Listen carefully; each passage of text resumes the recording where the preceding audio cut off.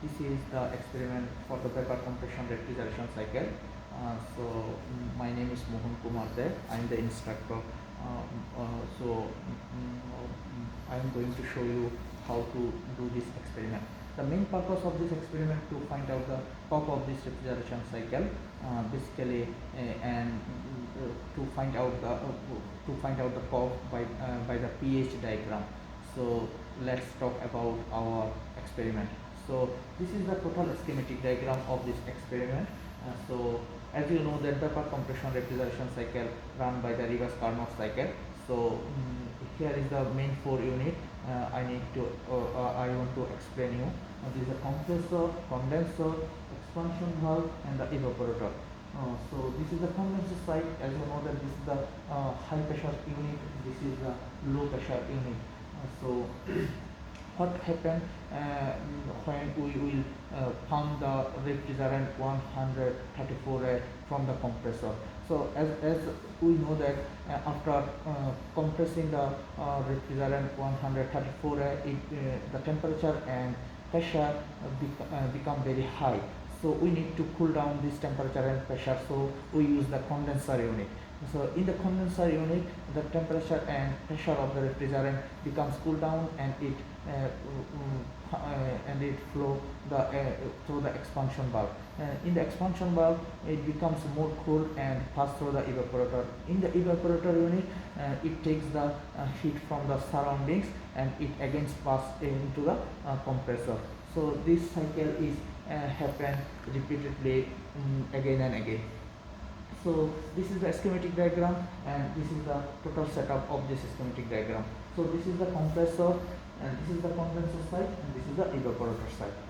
So there are many gauges, control valve, and sensor used in this setup to improve the efficiency of this system.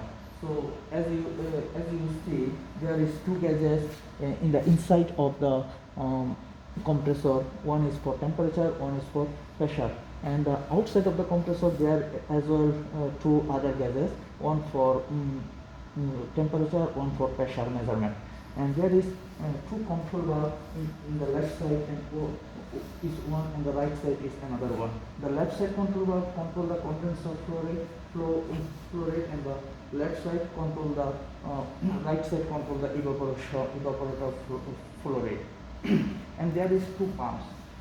One pump used for the condenser side, and the pump used in the evaporator side, and this is the water reservoir. So the total unit we can run from the other side by the computer also. So we use the TRCBC software. So now I want to perform this experiment, but first I want to run the system. So there is a power button. First you need to turn on the power. So now I am going to turn on the power of this system. So now system. So let's go to check from the computer how can we control our experiment. This is the TRCBC software. So first of all, you need to run this software.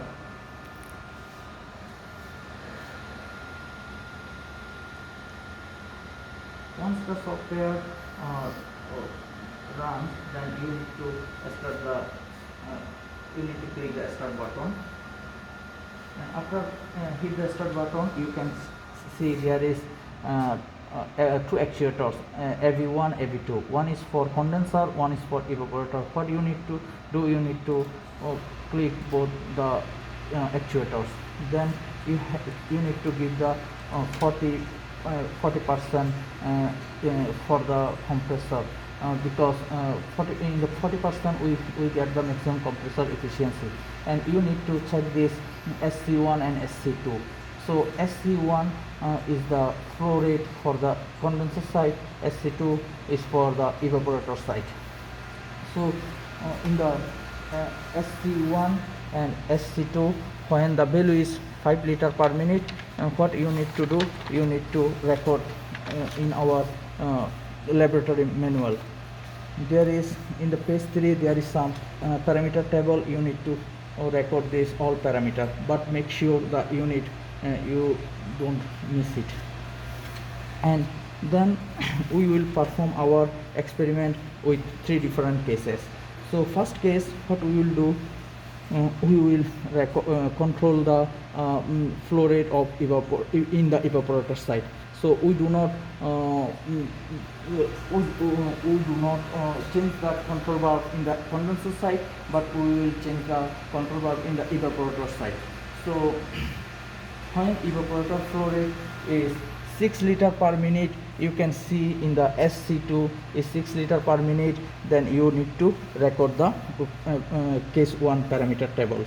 Then similarly, again you need to control the evaporator control valve, and when you see the SC2 value is 4.5 liter per minute, you need to record the case 2 parameter, and similarly for case 3 for in the flow rate 3 liter per minute. So after record all these value, what you need to do, you need to draw the pH diagram. From the pH diagram, then you need to find out the curve of this refrigeration cycle. So this is the total purpose of our experiment. So I hope you understand the explanation. So thanks to all.